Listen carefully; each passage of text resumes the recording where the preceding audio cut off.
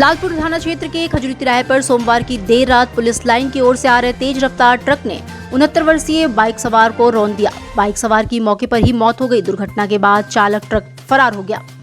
मृतक का नाम माता प्रसाद है, जो बड़ी पियरी के औघड़ना तकिया का निवासी बताया गया है। पुलिस ने इसकी सूचना परिवार वालों को देने के बाद शव को पोस्टमार्टम के लिए भेज दिया। वहीं दूसरी तरफ अकरी बाईपास पर सोमवार की रात मैजिक ने स्कूटी में जोरदार टक्कर मार दी। इससे दुकानदार और उसके भाई गंभीर रूप से घायल हो गए। घायलों को ट्रॉमा सेंटर भेजा गया। हालांकि रास्ते में ही अमन चौरसिया की मौत हो गई। अमन चौरसिया की सराय हड़ार में दुकान है। गौतम की हालत गंभीर बताई जा रही है।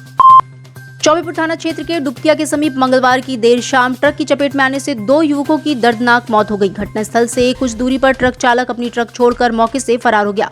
बताया जा रहा है कि वाराणसी के लंका थाना क्षेत्र के सीर गोवर्धन के रहने वाले 22 वर्षीय रितेश यादव और उसके साथ ही 24 वर्षीय अनुराग यादव एक साथ चौबेपुर के गरुडी गांव स्थित अपने मामा के घर शादी समारोह में शामिल होने के लिए जा रहे थे। जैसे ही वो डुबकिया गांव के पास पहुंचे, वैसे ही पीछे से आ रही एक ट्रक ने पीछे से टक्कर मार दी, जिससे बाइक चालक दोनों युवक सड़क पर गिर पड़े।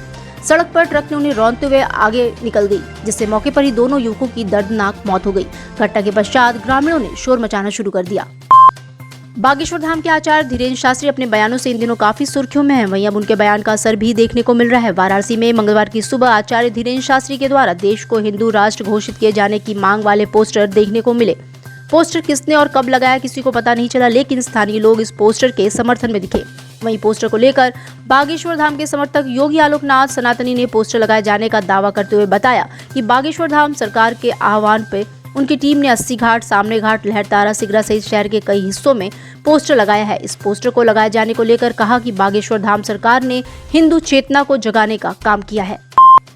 अर्धनारीश्वर भगवान शिव आदि आबादी को सशक्त और आत्मनिर्भर बना रहे हैं। बाबा विश्वनाथ का नव्य भव्य धाम महिला सशक्तिकरण को भी बल दे रहा है। वाराणसी की स्वयं सहायता समूह की महिलाएं बाबा विश्वनाथ को चढ़ाने वाला प्रसाद बना रही हैं, जिससे महिलाओं के घर की अर्थव्यवस्था ने भी रफ्तार पकड़ ली है। इससे ये महिलाएं घर की जिम्मेदारियों में भी आगे हैं, आर्थिक रूप से बढ़ चढ़कर सहयोग कर रही हैं। स्वयं सहायता समूह की महिलाएं बाबा का महाप्रसाद बनाने की जिम्मेदारी संभाल रही हैं। समूह की मुखिया सुनीता जायसवाल ने बताया कि शुरुआत में 10 महिलाएं जुड़ी थी, लेकिन मंदिर के विस्तारित होने के बाद हम लोगों में काम में भी विस्तार आया है और अब समूह में 21 महिलाएं काम कर रही हैं। उन्होंने बताया कि लोकार्पण के पहले 2019 में कुछ किलो तक ही लड्डू की मांग थी, लेकिन प्रधानमंत्री जी ने जब से मंदिर का लोकार्पण किया है, बाबा के प्रसाद की मांग प्रतिदिन 1 क्विंटल तक पहुँच गई है। धर्म की नगरी काशी में होली का खुमार लोगों पर चढ़ गया है और ये खुमार रंगभरी एकादशी पर काशी में चटक जाएगा। होली पर्व से पहले रंगभरी एकादशी पर काशी में बाबा की श्री काशी विश्वनाथ पालकी पर बैठकर माँ गौरा का गौना कराने जाएंगे। रंगभरी एकादशी के अवसर पर माता गौरा के गौना के दौरान काशी के लोग परंपरागत गुलाल से बाबा श्री काशी विश्वनाथ के साथ होली खेलते हैं। 3 मार्च शुक्रवार को रंगभरी एकादशी के दिन बाबा श्री काशी विश्वनाथ के साथ होली खेलने के लिए गुलाल भी खास होने जा रहा है।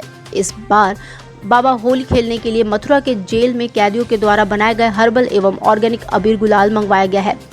फल और सब्जियों से तैयार गुलाल से बाबा श्री काशी विश्वनाथ के साथ काशीवासी भी होली खेलेंगे।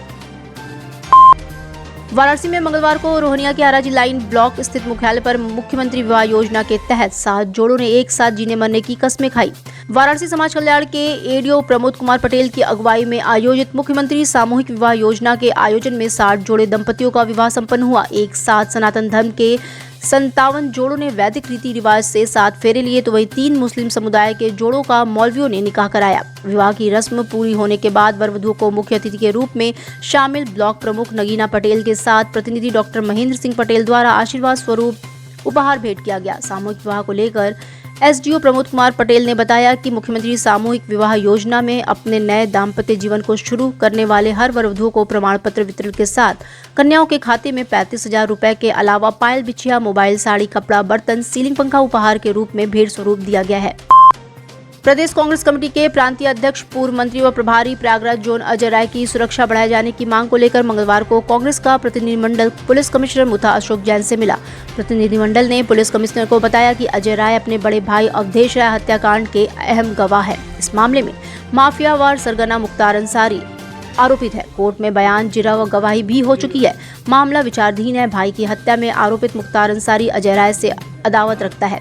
मुख्तार अंसारी जेल से ही अपने गुर्गों के माध्यम से किसी भी समय आपराधिक वारदात को अंजाम दिला सकता है। ये भी बताया कि हाल में प्रयागराज में राजू पाल हत्याकांड के अहम गवाह उमेश पाल की हत्या कर दी गई, इसलिए पुलिस प्रशासन अजय राय की सुरक्षा को गंभीरता से ले उनका सुरक्षा व्यवस्था मुहैया कराऊंगा। तो क्या बात था कि कब्जा छीन लिया गया? कोई बात नहीं, उनके सुरक्षा की व्यवस्था थी, अकस्मात उन्होंने सारे सुरक्षा व्यवस्था उन्होंने हटा लिया है और अब उसी संदर्भ में हम लोग मिलने आए थे। तो क्या मुख्तार के एक अपने भाई की हत्या में माननीय अजय राय भैया को एक में तो उनको सजा करा दिए हैं, दूसरा केस हाईकोर्ट में चल रहा है, वो भी अंतिम पावदान पर है और ऐसे कंडीशन में इनका सुरक्षा व्यवस्था हटाना न्याय संगत नहीं है। नवनियुक्त नगर आयुक्त शिपू गिरी कार्यभार ग्रहण करने के बाद मंगलवार को सुबह नगर का निरीक्षण करने निकले। इस दौरान कई स्थानों पर कमियां मिली। इस पर उन्होंने संबंधित अधिकारी को कार्यप्रणाली में सुधार लाने के निर्देश दिए। सबसे पहले अतुलानंद चौराहा, शिवपुर से लेकर भोजूबीर, अर्दली बाजार, गोलघर, मकबूल आलम रोड, तेलियाबाग, लहराबीर, मैदागी, नीची बाग पर सुबह हो रही सफाई व्यवस्था का निरीक्षण किया। निरीक्षण में पाया गया कि जोनल अधिकारी अपने जोन में निरीक्षण नहीं कर रहे हैं। इस पर नगर आयुक्त ने कड़ा रोष व्यक्त करते हुए सभी जोनल अधिकारियों को नियमित निरीक्षण करने का निर्देश दिया। इसके साथ ही कहा कि जोन अधिकारी निरीक्षण के दौरान मिली कमियों की रिपोर्ट बनाकर प्रस्तुत करें। सफाई कर्मी निर्धारित ड्रेस कोड में रहे। नगर आयुक्त ने मौके पर मौजूद सभी स्वास्थ्य एवं खाद्य निरीक्षकों को चेतावनी दी कि प्रतिदिन प्रातः 5 बजे से अपने क्षेत्रों में सफाई व्यवस्था का निरीक्षण करेंगे। अनादि तीर्थ मणिकर्णिका चक्र पुष्पकर्णी तीर्थ स्थित उत्तराभिमुख गोमुख का रंगभरी एकादशी को श्रद्धालु दर्शन करेंगे। गोमुख का दर्शन व पूजन वर्ष में महज 2 बार ही होता है। पहला रंगभरी एकादशी और दूसरा अक्षय तृतीया को। काशी ही नहीं देश भर से श्रद्धालु गोमुख व कुंड के दर्शन के लिए बनारस आते हैं। तीर्थ का वार्षिक श्रृंगार 3 मार्च को रंगभरी एकादशी की रात होगा। काशी तीर्थ पुरोहित सभा की ओर से होने वाले आयोजन की तैयारियां शुरू कर दी गई हैं। काशी तीर्थ पुरोहित सभा के अध्यक्ष व कुंड के प्रधान तीर्थ पुरोहित पंडित मनीष नंदन मिश्र ने बताया कि तीर्थ चक्र रंगभरी एकादशी के दिन काशी तीर्थ पुरोहित सभा की ओर से मां मणिकर्णिका का षोडशोपचार विधि से पूजन किया जाएगा। साथ ही गुलाल, सहस्त्रवचन व बृहद श्रृंगार के साथ महाआरती की जाएगी। 21 वैदिक आचार्यों द्वारा रुद्री पाठ किया जाएगा। महाश्रृंगार की झांकी रात्रि 8 बजे से प्रारंभ होगी, जिसका दर्शन रात्रि पर्यंत चलेगा। इस अवसर पर कुंड में स्थित उत्तराभिमुख गोमुख का भी दर्शन होगा। आते हैं तो एक होलिकोत्सव का माहौल होता है, तो उसी स्थान पे ये स्थान गौरी का स्थान है, भवानी का स्थान है। इसमें पूजन हम भवानी का करते हैं। गोमुख का पूजन जो है, जहाँ जल की उत्पत्ति हुई थी, गंगा के पहले का ये कुंड है, गंगा बाद में आई है, तो हम उस जल का पूजन करते हैं, उस गोमुख का पूजन होता है। उत्तराभिमुख जो है उसका ये पूजन है और रात्रि पर्यंत पूजन चलता रहता है। महाआरती होती है रंगभरी एकादशी वाले दिन। लगभग कितनी भीड़ होगी? लगभग 200-250 की संख्या में जो है रात में हो जाएगी और स्नान करने वालों की तो संख्या दिन दोपहर में महाआरती होने के उपरांत जो है सायंकाल चलती ही रहती है। और किस तरह का व्यवस्था है? सुरक्षा के लिए चाक चौबंद प्रशासन मुस्तैद है। रंग रोगन चूना पानी हो रहा है और बड़ी जोरों शोरों से तैयारी चल रही है रंगभरी एकादशी की। शिव पार्वती विवाह के उपरांत रंगभरी एकादशी पर बाबा के गौना की रस्म का क्रम मंगलवार से टीढ़ी नीम स्थित विश्वनाथ मंदिर के पूर्व महंत आवास पर विधि विधान से आरंभ हो गया। गौरा के रजत विग्रह को संध्या बेला हल्दी लगाई गई। तेल हल्दी की रस्म के लिए सुहागिनों और गौरगानियों की टोलियां महंत आवास पहुंची। इस उत्सव में मोहल्ले की महिलाएं भी शरीक हुई। इसी के साथ ही महंत आवास में मंगल ध्वनि गूंजने लगी। ढोलक की थाप और मंजीरे की खनक के बीच महिलाएं शिव पार्वती के विवाह के गीत गाते हुए गौरा को हल्दी लगाती रही। पारंपरिक उत्सव के बीच कोई मांगलिक गीत गा रहा था तो कोई ढोलक की थाप दे रहा था और तो और रह रहकर महिलाएं नृत्य करने लग रही थी। लोक संगीत के बीच शिव पार्वती के मंगल दाम्पत्य की कामना पर आधारित पारंपरिक गीतों का क्रम देर रात तक चला। तो हर बला से हर बचाएंगे, कोई कभी हरगिज न तेरे काम आएंगे।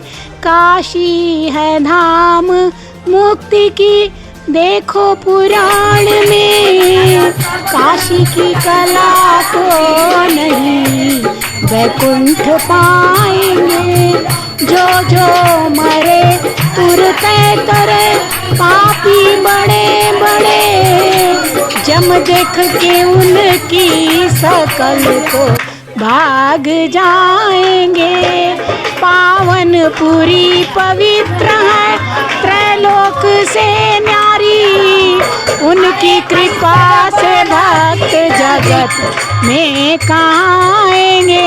नमः पार्वती पते हर हर महादेव। मैं रानी उपाध्याय प्रधानाचार्य पद से रिटायर्ड हुई हूँ। अब बाबा के धाम में बस उनका दर्शन नित्य करने की यही इच्छा है मेरी। डिजिटल इंडिया का digital new platform live VNS पिछले 7 वर्षों से बनारस की सेवा में। पाइए बनारस के कोने कोने की खबर निष्पक्षता के साथ। लाइव VNS से बनारस की ताज़ा तरीन खबरों के लिए प्ले स्टोर से डाउनलोड कीजिए लाइव VNS ऐप या फॉलो कीजिए लाइव VNS को सोशल मीडिया पर।